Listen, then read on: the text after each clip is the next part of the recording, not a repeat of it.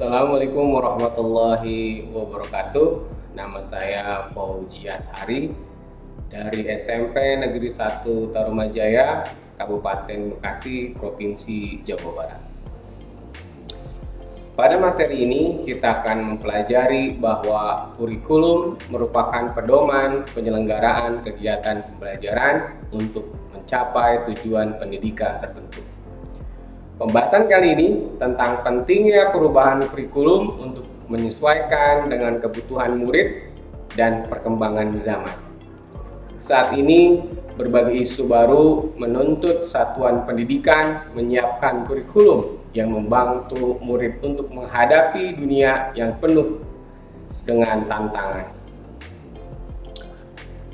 Kurikulum bersifat dinamis dan terus dikembangkan atau diadaptasi sesuai konteks dan karakteristik murid demi membangun kompetensi sesuai kebutuhan mereka kini dan masa depan. Bapak Ibu dan Guru, mari kita ingat masa-masa sekolah kita waktu itu. Bapak Ibu Guru menyukai saat-saat mengerjakan tugas sambil mencari referensi buku di perpustakaan. Atau adakah Bapak Ibu Guru yang dulu menggunakan disket untuk mengumpulkan tugas? Wah, ternyata sudah lama yang masa-masa itu kita menjadi murid. Kini murid kita tidak hanya memiliki buku-buku perpustakaan sebagai bahan referensi. Berbagai materi bacaan dapat mereka jangkau melalui internet, termasuk referensi dari perpustakaan terbaik di dunia. Betapa zaman sungguh berubah ya Bapak Ibu Guru. Ketika kita menjadi murid, mungkin cita-cita kita hanya menjadi dokter, polisi, tentara, atau tentu saja guru. Namun, kini pilihan cita-cita murid kita lebih beragam. Dan mungkin sesuatu yang tidak pernah terbayangkan sebelumnya. Mereka kini ingin menjadi ilustrator, animasi, karakter, kartun, menemukan software komputer, YouTuber, atau gamers.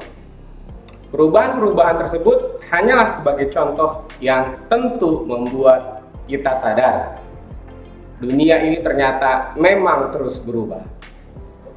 Jika mengingat kata-kata Ki Hajar Dewantara pada modul Merdeka Belajar, maksud pendidikan adalah menuntut segala kekuatan yang kodrat yang ada pada anak-anak agar mereka dapat mencapai keselamatan dan kebahagiaan yang setinggi-tingginya, baik sebagai manusia maupun sebagai anggota masyarakat.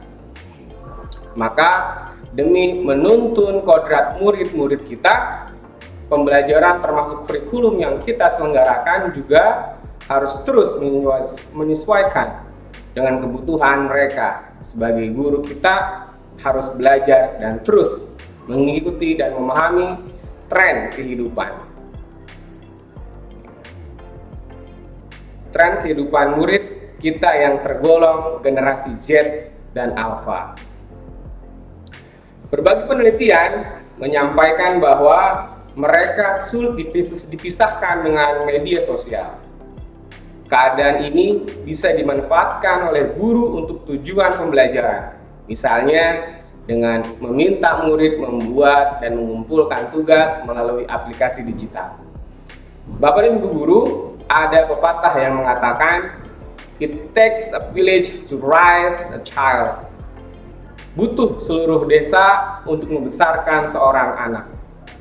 Bagaimana Bapak Ibu Guru untuk membesarkan seorang anak? Ya, memaknai pepatah tersebut. Pepatah ini menyiratkan perlunya peran orang tua, masyarakat, dan sekolah dalam mewujudkan kurikulum yang berpihak pada murid. Mereka lah yang disebut sebagai 3 pilar pendidikan. Oleh sebab itu, kita merancang kurikulum, kita harus menempatkan kebutuhan, pendapat, pengalaman, hasil belajar, serta kepentingan murid sebagai tujuan utama sejatinya kurikulum dirancang untuk murid. Agar dapat mewujudkan seluruh kompetensi yang diharapkan dari kurikulum, semua pihak harus berkolaborasi semaksimal mungkin. Misalnya, guru terus belajar, memfasilitasi pembelajaran yang sesuai, orang tua terus memahami perkembangan dan kebutuhan murid. Begitu juga dengan pemerintah daerah, dari pusat, serta semua yang bergerak di bidang pendidikan juga harus terus mengikuti perkembangan kebutuhan murid. Menurut Bapak Ibu Guru, bagaimana perubahan kurikulum membantu kita mencapai tujuan pendidikan?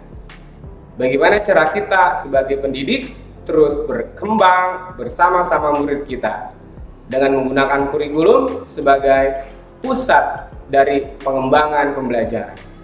Mari kita tetap bersemangat menghadapi dan menjadi bagian dari perubahan ke arah yang selalu lebih baik.